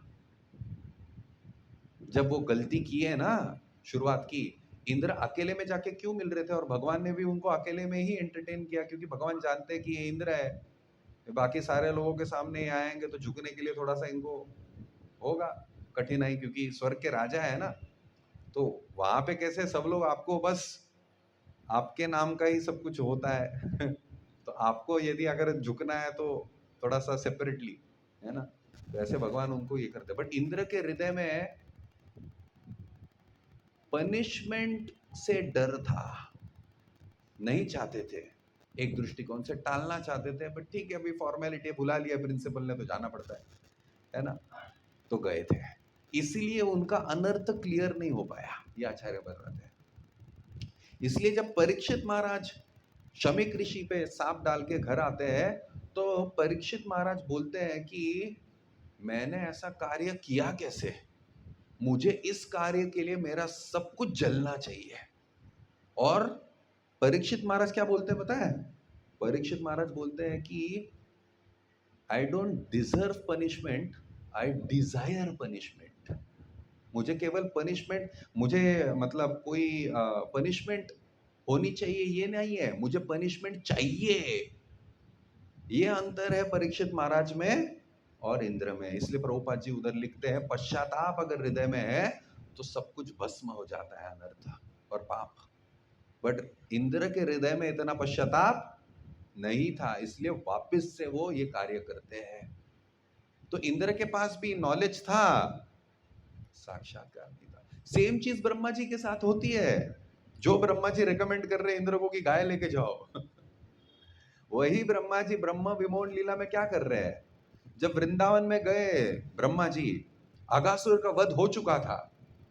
अगासुर का वध होते ही देखो भगवान के प्रसाद लेने के टाइमिंग रहते हैं, और भगवान क्या क्या खाते हैं वो भी सब है, और भगवान के लिए भी स्विगी जोमेटो से डिलीवरी आती है, ठीक है ना, वन में। तो भगवान के जो गौल बाल मित्र है वो सब लेके आते हैं, उनके नाम है चित्ररथ, ये सारे है, शांत रस में कुछ कुछ है भक्त, ज्यादा हम डिटेल नहीं करेंगे चर्चा, बट ऐसे है। तो भगवान जस्ट टिफिन खोले और भगवान के लिए फेवरेट है छाछ, और मधुमंगल सारी छाछ पी गया। और आगासुर का वध होने के बाद इतना आवाज आता है कि ब्रह्मलोक तक वो आवाज जाता है। आगासुर का वध होने तक सारे देवी देवता छुप के देख रहे हैं कि क्या हो रहा है, कृष्ण के लिए चीयर करे या आगासुर के लिए करे, क्योंकि अगर आगासुर के लिए चीयर करेंगे तो कृष्ण भगवान है, और कृष्ण के लिए चीयर करेंगे बट आगासुर ने इनको अगर मार दिया तो फिर आगासुर हमें बोलेगा कि अच्छा कृष्ण के लिए चीयर कर रहे थे तो हमारी बारी आएगी। तो देवी देवता भी एकदम स्ट्रेटेजिकली ठीक है। उसके बाद में जब आगासुर का वध हो जाता है, पूरा आवाज आ जाता है, ब्रह्मा देखने आते कि आवाज क्या है, आगासुर मरा हुआ है और ये सब प्रसाद ले रहे, और उसके बावजूद वो देख रहे कि ये छोटा बालक, इसने आगासुर का वध किया, जो बड़े बड़े देवी देवता नहीं जा पा रहे थे, ये भगवान। और फिर क्या देखते हैं कि मधुमंगल ने पूरी छाछ पकड़ी हुई अपने मुंह में, कृष्ण जोर से ऐसे मारते हैं गाल पे मधुमंगल के, वो छाछ बाहर निकलती है और कृष्ण वो छाछ को पी लेते हैं। एक सामान्य बालक भी शायद ऐसा ना करे। भगवान को ऐसा देखते हुए ब्रह्मा जी बोलते ये भगवान तो हो ही नहीं सकते। भगवान को भोग कैसे लगाते हैं, हम घंटी लगा रहे हैं, इतना सोच का पालन करते हैं, एकदम सूची सब कुछ रहता है अच्छे से, तुलसी पत्र होना चाहिए, मंत्र उच्चारण होने चाहिए, अच्छी थाली रहनी चाहिए, ऐसा भगवान को भोग लगाया जाता है। फिर हम देखते नहीं है, बाहर रहते हैं, कुछ समय के बाद में आते हैं, फिर घंटी बजाते हैं, फिर कृतज्ञ रह के प्रार्थना करके फिर वो स्वीकार करते हैं। भगवान को ऐसे भोग लगता है। यहाँ पे ये बालक डायरेक्ट एक दूसरे व्यक्ति से छाछ पी रहे अपने मुंह में से, ये संभव ही नहीं, ये भगवान है। तो ब्रह्मा क्या करते हैं, ग्वाल बाल और वो चुरा लेते हैं। इनको चुराने के बाद ब्रह्मा जी चले जाते हैं, वापस आते हैं, तो यहाँ का 1 साल हो जाता है, ठीक है ना, कुछ ही क्षण के लिए जाते हैं, कुछ ही क्षण में आते 1 साल हो जाता है। आके देखते हैं कि कृष्ण जो है सब कुछ नॉर्मल चल रहा है, ग्वाल बाल भी है, छोटे से बछड़े भी है, सब कुछ है, तो मैंने क्या चोरी किया तो वो चेक करने के लिए जाते हैं। तो सब कुछ होने के बाद बाकी के जो भी विस्तार किए हुए रहते हैं ना, वो सारे कृष्ण ने विस्तार किया है, और वो सारे विस्तार जो है विष्णु में बदल जाते हैं। इसको देख के ब्रह्मा जी और भी चकित हो जाते हैं, और सारे विष्णु कृष्ण में चले जाते हैं। इसलिए कुछ कुछ लोग बोलते हैं कि विष्णु से कृष्ण आते हैं, ऐसा नहीं है, ठीक है, इसकी चर्चा हम अलग से कर सकते हैं, अभी इस विषय में नहीं करेंगे, बट कृष्ण से विष्णु आते हैं। और इसलिए शास्त्रों में बाकी कहीं पे भी प्रमाण नहीं है कि जहां विष्णु से कृष्ण आ रहे हैं। शास्त्रों में यही दिखाया है, जैसे ब्रह्म विमोहन लीला में ये प्रमाण है कि सारे विष्णु कृष्ण में चले जाते हैं अंदर। और ब्रह्मा जी ये देख के, और इसलिए देखो मैं एक और चीज ऐड करूंगा यहाँ पे, सारी लीलाओं में ब्रह्म विमोहन लीला को ब्रह्म मोहन लीला नहीं कहा है, ब्रह्म विमोहन लीला कहा है। विशेष मात्रेण मोहित, मतलब विशेष है वो लीला। क्यों, कोई बता सकता है? वो बाकी की लीलाओं में ये लीला इतनी विशेष क्यों है? काफी बड़ा सिद्धांत है इसके पीछे। बाकी की सारी लीलाओं में बलराम जी जानते थे कि कृष्ण क्या कर रहे हैं, ठीक है ना। बलराम जी जानते थे, जैसे कालिया का चल रहा है तो बलराम जी जानते हैं हाँ अभी सब कुछ कंट्रोल में है, कोई टेंशन लेने की बात नहीं है। ब्रह्म विमोहन लीला में बलराम जी को भी नहीं पता था कि क्या चल रहा है। इसीलिए बलराम जी को कुछ समय पहले ही पता चलता है कि अच्छा ऐसा हुआ है, कृष्ण ने ऐसा किया है। उसके पहले बलराम जी को भी कुछ भी पता नहीं है। इसलिए उस लीला को बोला जाता है ब्रह्म विमोहन लीला, ठीक है। तो इसलिए इस चीजों को आप अगर देखोगे तो ब्रह्मा जी, इंद्र, और इस परिस्थिति में जमनागिरी ऋषि, तो कभी भी हम जो है अगर सही दृष्टिकोण से अध्यात्म को नहीं जानते हैं, भगवान को नहीं समझ सकते हैं, या हमारी साधना अच्छी नहीं है, मैं ये नहीं बोल रहा हूं कि ब्रह्मा जी और इंद्र की साधना अच्छी नहीं है, ये पॉइंट नहीं है, बट कभी भी माया हमें भ्रमित कर सकती है। टेस्ट हमारा कभी भी हो सकता है। ब्रह्मा जी आए थे किसकी परीक्षा लेने के लिए? कृष्ण की। किसकी परीक्षा हो गई? ब्रह्मा जी की परीक्षा हो गई। ठीक है ना। इंद्र आए थे परीक्षा लेने के लिए किसकी? कृष्ण की। हो क्या गया? समय तक बादल हो बोलिए हमारा पानी खत्म हो गया, हम जा रहे हैं। 7 दिन ड्यूटी किया, अभी कुछ नहीं बचा है हमारे पास, हम जा रहे हैं। वो गोवर्धन को कुछ नहीं होता है। वैसे ही जमनाग्नि ऋषि की परीक्षा हुई, बट जमनाग्नि ऋषि उस परीक्षा में पास नहीं हो पा रहे हैं। तो कभी भी श्रीमद् भागवतम में ऐसे महान व्यक्तियों के उदाहरण आते हैं ना, तो हमें उनके प्रति अपराध नहीं करना चाहिए ये सोच के कि ये लोग जो है ये इतने अच्छे स्तर पे नहीं है। नहीं, हमें इनके प्रति हमेशा सम्मान रखना है, बट जो सीख है वो लेनी है, जो लेसन है वो लेना है। इन्होंने जैसे किया वैसा हमें नहीं करना है। इनसे हमारा कोई भी प्रॉब्लम नहीं है, ये हमारे लिए बहुत ही रिस्पेक्टेबल लोग हैं, बट इन्होंने जो कुछ किया है गलतियां, वो हम उससे सीख के वो हम नहीं करेंगे। तो जमनाग्नि ऋषि की जो गलती थी वो क्या थी कि उनके पास भले ही प्रैक्टिकल थियोरेटिकल नॉलेज था, बट प्रैक्टिकल एप्लीकेशन बिल्कुल भी नहीं था। इसलिए हमें क्या सीखना है? प्रैक्टिकल एप्लीकेशन करना। अभी धृतराष्ट्र भी थे, तो धृतराष्ट्र को क्या पता नहीं था कि कृष्ण ही परम पुरुषोत्तम भगवान है? बिल्कुल पता था। ऐसा मत सोचिए कि धृतराष्ट्र को पता नहीं था। धृतराष्ट्र को धर्म के बारे में पता था और कृष्ण के बारे में भी पता था। तभी भी धृतराष्ट्र क्यों नहीं दुर्योधन को रोक पाए? क्योंकि वो दुर्योधन से आसक्त थे शारीरिक स्तर पे, इसीलिए नहीं कर पाए, इसीलिए वो नहीं कर पाए। इसलिए जब तक हम बौद्धिक स्तर पे आसक्त है, तब तक हम ऐसी परीक्षाओं में फेल होते ही रहेंगे। जब तक हम भौतिक स्तर से ऊपर नहीं उठते, तब तक हमें प्रैक्टिकल रियलाइजेशन नहीं आएगा। हमारा प्रैक्टिकल रियलाइजेशन कब आएगा? जब हम जो भी कुछ पढ़ रहे हैं, जो भी कुछ सुन रहे हैं, जो भी कुछ हम बहुत सारे नोट्स बना रहे हैं ना, तो बाद में वो नोट्स कहाँ जाती है? हमारी कबर्ड में, इधर उधर, या मैं जैसे लैपटॉप में बना था फिर वो फाइल भी पता नहीं कहाँ है। तो उसके वजह से क्या होगा ना, एप्लीकेशन नहीं आएगा।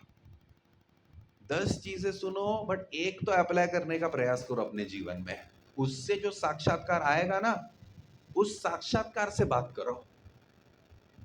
जैसे चंद्रमौली स्वामी महाराज, परम पूज्य चंद्रमौली स्वामी महाराज हमारे मायापुर इंस्टीट्यूट में एक बार कक्षा ले रहे थे। से सेवा प्रभु भी थे शायद, सेवा पे प्रभु जी कक्षा देते हुए बोले कि 2 चीजें होती बात करने के लिए। एक होता है कि आप जो भी कुछ पूर्व आचार्यों ने कहा है उसको आप रिपीट करते हो, एक ऐसा तरीका है प्रचार करने का। और एक तरीका है जब आप साक्षात्कार से बात करते हो। तो साक्षात्कार से बात करना मतलब एकदम आप हृदय से बात कर रहे हो, क्योंकि आपने रियलाइज किया है उसको।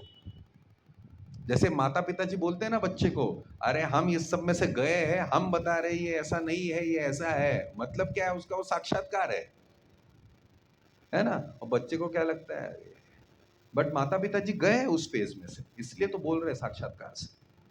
तो ऐसे ही साक्षात्कार तब आएगा जब आप अप्लाई करने के लिए डिटर्मिनेशन के साथ, निश्चय के साथ हम प्रयास करेंगे। जब तक हम प्रयास नहीं करते, कुछ भी हम जो सीख रहे हैं उसको अप्लाई करने के लिए, हम केवल थियोरेटिकल स्तर पे रहेंगे, ज्ञान के स्तर पे रहेंगे। एक दूसरे को बोलेंगे आप जपा करो, खुद तो नहीं करेंगे बट दूसरे को बोलेंगे जपा करो, चैंट एंड बी हैप्पी। तो आप क्यों नहीं कर रहे हो? आपको हैप्पी नहीं होना है? नहीं नहीं, हमें होना है, बाद में होंगे हम है ना। तो आप पहले हो जाइए हैप्पी। तो पॉइंट क्या है कि आपको एक वैष्णव को प्रचार करने की जरूरत भी नहीं, उसका आचरण देख के ही व्यक्ति प्रभावित होता है भक्ति करने के लिए। ऐसा एक वैष्णव है, उसको दर्शन मात्र, उसके दर्शन से एक व्यक्ति बोलता है नहीं मुझे भक्ति करनी है। जब प्रभुपाद जी पाश्चात्य देश में गए, ये लास्ट पॉइंट बोल के हम विराम देंगे। प्रभुपाद जी जब पाश्चात्य देश में गए तो प्रभुपाद जी कृष्ण के बारे में बात कर रहे हैं। अभी पाश्चात्य देश में लोग जो है उनको क्या पता कृष्ण क्या है, उनको बस एक पता है कि ये कोई तो नीले व्यक्ति है इतना ही पता है कि एक नीले ऐसे काले रंग के एक व्यक्ति है बस। बट उनको ये पता था कि ये जो स्वामी आए हैं ये इस व्यक्ति से बहुत प्रेम करते हैं और जेन्युइन व्यक्ति है, और इसलिए हम इनसे प्रेम करेंगे। उनको कृष्ण से ज्यादा लेना देना नहीं है शुरुआत में। उनको प्रभुपाद जी का बंगाली एक्सेंट भी ज्यादा समझ में नहीं आएगा जब इंग्लिश प्रवचन हो रहा है। बहुत सारे हमारे भारतीय लोग हैं, उनको कठिनाई जाती है सुनने में, तो बाहर के पाश्चात्य देश के लोगों को तो क्या कहना। बट वो केवल ये देखते कि ये व्यक्ति कृष्ण से प्रेम करते हैं और हम इनसे प्रेम करते हैं, बस। तो ऐसा आचरण होना चाहिए कि दूसरा व्यक्ति आपसे सुनने से पहले ही देख के आपको प्रभावित होए भक्ति करने के लिए। क्योंकि आप अगर वैसे आचरण को लेके आ रहे हो, मतलब आप में साक्षात्कार है सारी चीजों का, आप पालन कर रहे हो भक्ति के अंगों का। गंगार परश होइले पाशाते पावन, दर्शने पवित्र करो এই তোমার गुण। नरोत्तम दास ठाकुर कह रहे हैं गंगार परश होइले पाश्चात्य पावन। गंगा में स्नान करने से व्यक्ति पावन हो सकता है बट उसके लिए टाइम लगता है। बट एक साधु आता है तो दर्शन पवित्र करे, केवल उसका दर्शन पवित्र कर देता है सब जगह पे। सुखदेव गोस्वामी ऐसे ही लोगों के घर में जाते हैं और जितना समय लगता है गाय के दूध निकालने के लिए, उस समय में उस घर को तीर्थ स्थल बना देते हैं। क्या फॉर्मूला है। तो इसलिए हमारा आचरण तब तक वैसा नहीं होगा जब तक हम फिलॉसफी को अप्लाई नहीं करते। प्रभुपाद जी का एक कोटेशन है, higher than our philosophy is the practice of philosophy. Prabhupada ji क्या बोलते हैं, हमारे सारे वैष्णव सिद्धांतों से ऊपर क्या है, उन सारे वैष्णव सिद्धांतों का पालन करना, प्रैक्टिस करना, ये उससे ऊपर है, ये प्रभुपाद जी बोले हैं। ठीक है ना। तो इंग्लिश में भी जैसे कहावत है ना, प्रैक्टिस व्हाट यू प्रीच। तो अगर हम प्रचार कर रहे हैं तो हमें वो प्रैक्टिस भी करना चाहिए। ठीक है। तो इसीलिए ये सारी चीजों को मध्यस्थ रखते हुए हमें मूल शिक्षा क्या है कि टेस्ट कभी भी हो सकती है, माया कभी भी परीक्षा लेगी। तो हमें परीक्षा में पास होना है तो हमें हर जगह पे देखना है कि मैं अप्लाई कर रहा हूं क्या नहीं ये सारे प्रिंसिपल्स। और जब तक हम ये प्रिंसिपल्स को अप्लाई नहीं करते हमारा हृदय कोमल नहीं होगा, हमारा अहंकार बढ़ते रहेगा, क्योंकि हम सोचते रहेंगे हम कितने ज्ञानी हैं। बट जब माया परीक्षा लेती है तो हमें समझ में आता है कि हम फेल हो गए, है ना। हम जैसे मैं भी अगर यहाँ पे क्षमा के बारे में बात करूंगा, ऐसे होगा कभी कि मैं बाहर जाके किसी को क्षमा नहीं कर पाऊंगा, तो ये मेरा फेलियर है। क्योंकि हमारे जो नॉलेज है यहाँ है, बट एप्लीकेशन साक्षात्कार यहाँ है, तो ये गैप है। इस गैप को हमें सबका अलग अलग गैप है, अलग अलग स्तर पे अलग अलग गैप है, उस गैप को कम करना है और उसके लिए क्या है, प्रैक्टिस करनी है। और जब तक हम वैष्णव के संग में रहेंगे, हम इस गैप को और भी जल्दी से कम कर सकते हैं। क्योंकि वैष्णव हमें बोलेंगे, अरे ऐसा क्यों कर रहे हो, ऐसा करो, ये सही है, ये सही नहीं है। तो ये गैप को कम करेंगे, हम हमें प्रोत्साहन देंगे प्रैक्टिकल एप्लीकेशन करने के लिए भक्ति में। अच्छा प्रभु जी, जैसे आश्रम में अगर 5-10 मिनट भी लेट होता है सुबह उठने के लिए, बोलते प्रभु जी क्या आप मंगल आरती नहीं आ रहे हो क्या? तो नहीं नहीं नहीं, आ रहे हो बाबा, उठ के जाना है। अगर घर में है तो कोई पूछने वाला नहीं, मम्मी 2-3 बार आके बोल के जाएंगी, फिर बोलेगी अच्छा बेटा कल बहुत थक गया था तो आज सोने दो इसको, है ना। तो आश्रम में ऐसा नहीं है आश्रम में बोलेंगे अरे महामंत्र लिखो तो जब ऐसी सारी चीजें होती है आप उठ जाते हो, तो इसलिए पुश करना पड़ता है खुद को सिद्धांतों को पालन करने के लिए। इसलिए हम ये प्रयत्न करेंगे कि वैष्णव के संग में रहे, जो भी सीख रहे हैं उसको पालन करने के लिए प्रयास करें, और ऐसे ही हमारी भक्ति में आगे बढ़े, ताकि ये जो गैप है हमारे ज्ञान और विज्ञान में ये कम हो जाए और हम प्रैक्टिकली अप्लाई कर सकते हैं और हमारे जीवन में भक्ति में आगे बढ़ सकते हैं। और ऐसा ही व्यक्ति एक अच्छा उदाहरण हमारे सोसाइटी में सेट कर सकता है, प्रचार कर सकता है। ठीक है, तो यहीं पे विराम देते हैं। किसी का कुछ प्रश्न है तो वो लेंगे। हरे कृष्ण। किसी को कुछ प्रश्न पूछना है तो पूछ सकते हैं।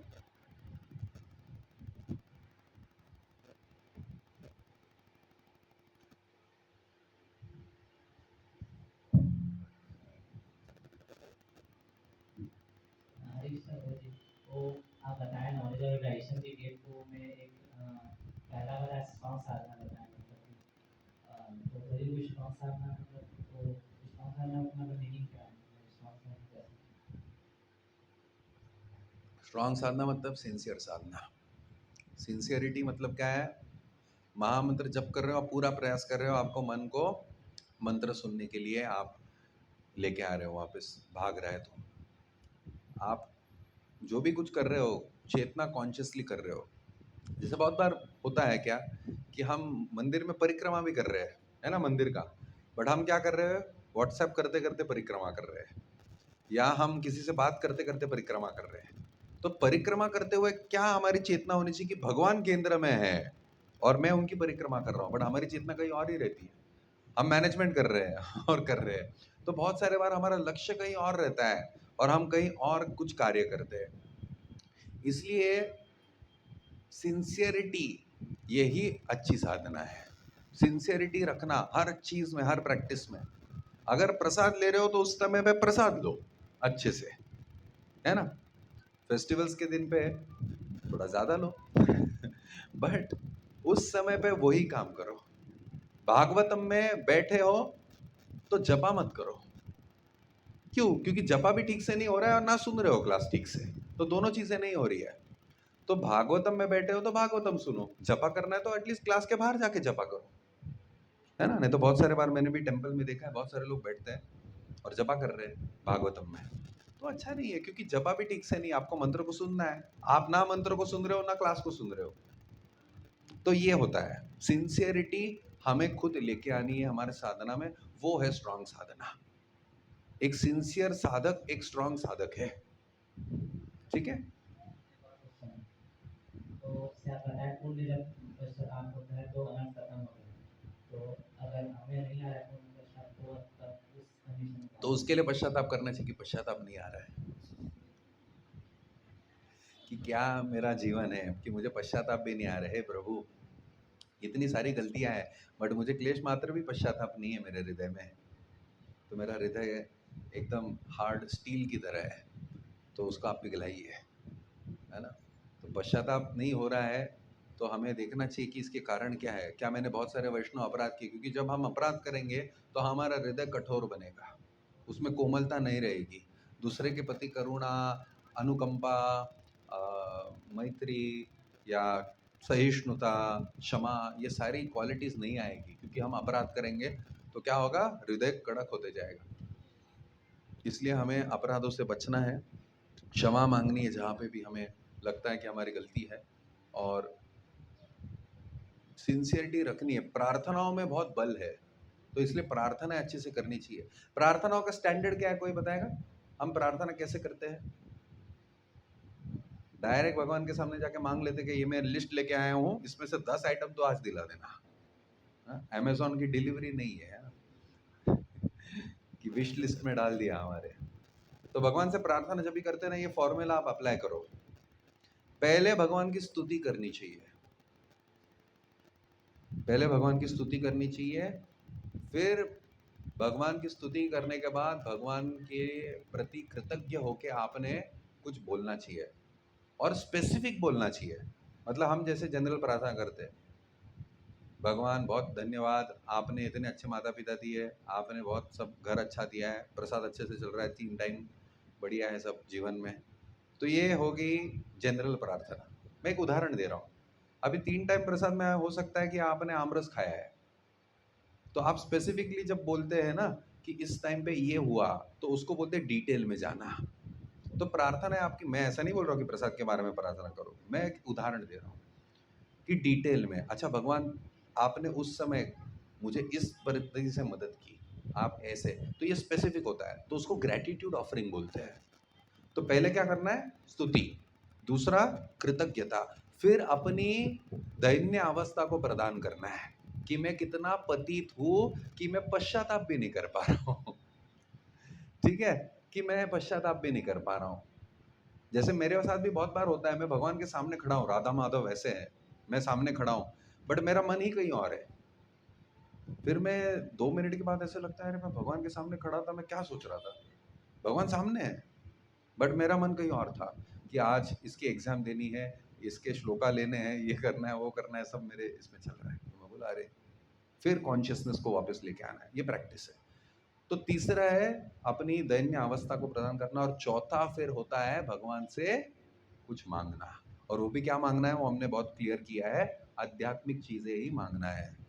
तो पहला क्या है, स्तुति करना, फिर ग्रेटिट्यूड ऑफरिंग, फिर हाँ अपनी दैन्य अवस्था को प्रदान करना। और ये कुंती महारानी सेम फॉर्मूला अप्लाई कर रही है श्रीमद् भागवतम में, पहले स्कंद में 8वें अध्याय। भगवान की स्तुति करेंगे, फिर बताएंगे कि मैं एक स्त्री हूँ, मैं कैसे जान सकती हूँ अपनी दैन्य अवस्था, फिर कृतज्ञता कि आपने क्या क्या किया, अपने भीम को यहाँ पे बचाया, इनको यहाँ से बचाया, ये किया वो किया आपने। और फिर लास्ट में क्या मांगे, आप मुझे आपके प्रति ऐसी भक्ति चाहिए जैसे गंगा बहती है समुद्र की तरफ, गंगे वो घम उधनवती, वैसी भक्ति मेरी आपकी तरफ बढ़े, ये चाहिए मुझे। तो ये 4 चीजें हैं, ठीक है, ओके। तो और कुछ है?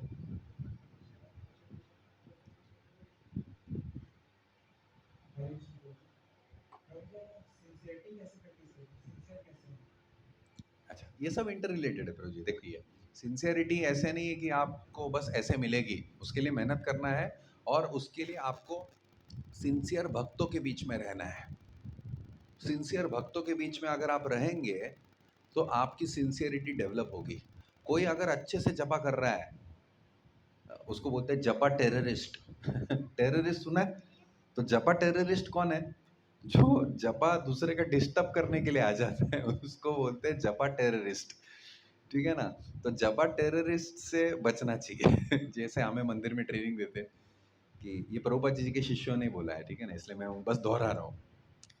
तो सुबह हम जपा कर रहे हैं, कोई आके बोलता है प्रभु जी वो क्या है ना, ये पानी नहीं आ रहा है। अच्छा ठीक है, पानी नहीं आ रहा है तो अभी इम्पोर्टेंट है क्या? अभी जपा करना है हमें, ठीक है, तो अभी ये सब इम्पोर्टेंट है क्या? वो बाद में हम देख लेंगे। जैसे आइंदर प्रभु है, उनके बाहर दरवाजे के एक लगा देते कि तभी आओ, ऐसा कुछ तो था कि जब आपकी 128 राउंड से ऐसा कुछ तो कंप्लीट हो। तो अभी 128 माले या जो भी करने वाले लोग वैसे भी कम है। अगर वो वैसे भी आ जाते तो उनका एक स्टैंडर्ड रिप्लाई रहता था कि आपका हो गया तो मुझे मेरा करने दो। ठीक है ना?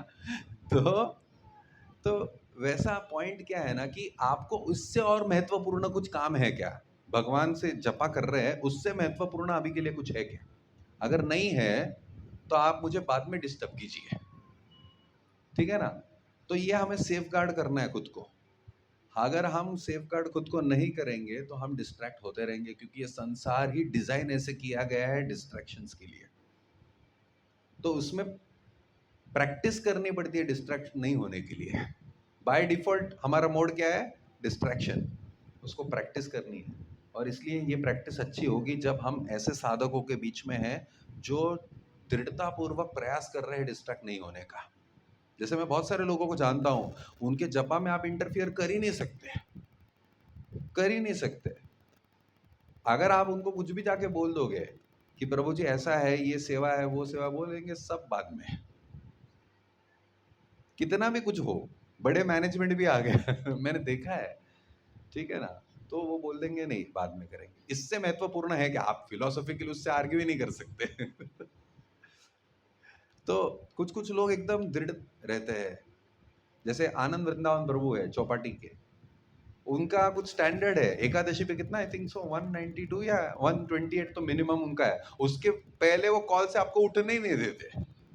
ऑनलाइन भी है, वो बोलते नहीं बैठो सब कुछ छोड़ के यहाँ पे बैठो, जब तक माला कंप्लीट नहीं होगा आप जा ही नहीं सकते। आप 8-10 घंटा तो उधर ही हो जूम कॉल में तो वो छोड़ेंगे नहीं आपको।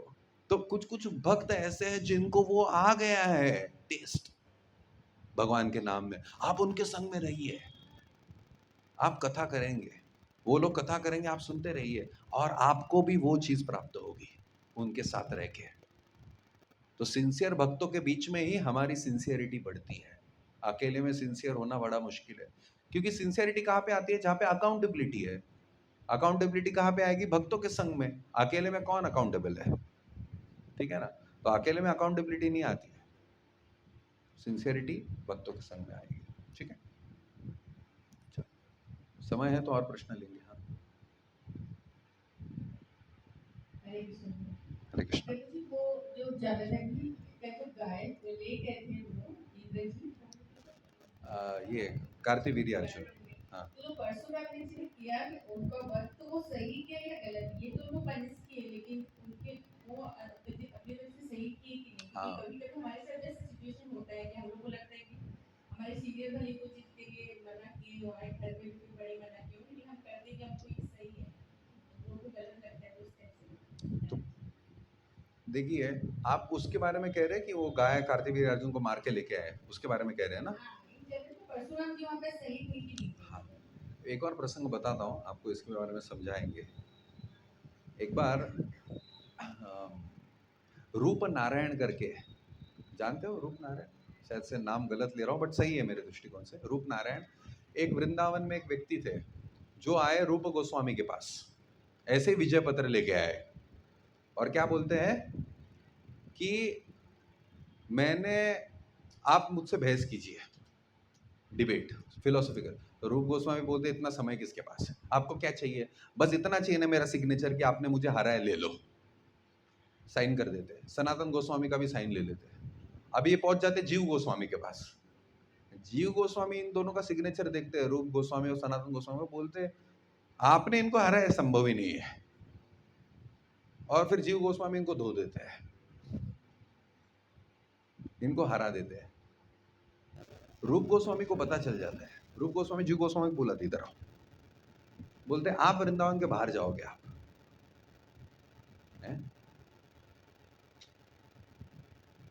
वृंदावन के बाहर वो क्रोकोडाइल होल था, उसमें जीव गोस्वामी जाके रह रहे हैं। अभी जीव गोस्वामी सही थे क्या गलत थे उससे बहस करने में? आचार्य बता रहे हैं दोनों दृष्टिकोण सही है। एक, अपने गुरु का जो वो है उस प्रेस्टीज को, उसको रक्षा कर रहे, वो बोल रहे ये संभव ही नहीं है, इसलिए भिड़ गए वो, तो उस दृष्टिकोण से सही है। अब रूप गोस्वामी का पॉइंट क्या है कि वृंदावन में कोई भी अहंकारी व्यक्ति नहीं रह सकता, और आपको लग रहा है कि आपके पास ज्यादा ज्ञान है इनसे, आप बहस कर रहे हो, जो भी है आपने टाइम बर्बाद किया इनके साथ, समय बर्बाद किया ना। अभी रूप गोस्वामी नहीं हरा सकते थे क्या?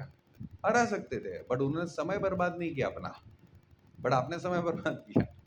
तो उनके दृष्टिकोण से ही है। तो परशुराम जी जो है उनके दृष्टिकोण से अगर आप देखेंगे तो भगवान के शक्ति आवेश अवतार है, तो इसलिए वो जो भी करेंगे वो सही है।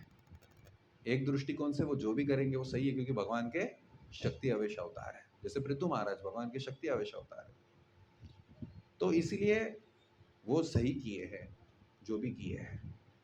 बट जो जमनाग्नि ऋषि है, उन्होंने उनको क्षमा के बारे में बताया, वो भी सही है एक दृष्टिकोण से, अगर हम कंटेक्स्ट को देखेंगे तो। बट जब प्रैक्टिकल एप्लीकेशन की बात आई, फिर जमनाग्नि ऋषि नहीं कर पाए, तो वो बस गैप है। बट परशुराम जी को अगर देखा गया तो वहाँ पे कोई दोष नहीं है। ठीक है। हरे कृष्ण। एक भक्त का 2 क्वेश्चन, दोनों एक साथ बोलूं क्या लगता अगर कनेक्टेड है तो साथ है? भक्त पूछ रहे हैं कि अगर माता पिता में से कोई भी हमें कंठी माला या भागवतम क्लास जो भक्ति और नदी के लिए अच्छा है उसके लिए रोकते हैं, फिर भी हम उनसे लड़के आ जाते हैं, तो क्या हम सही करते हैं या गलत करते हैं? ओके, ये पहला क्वेश्चन। ठीक है। आप है ना थोड़ा रिकॉर्डिंग बंद कर दो तो अच्छा है।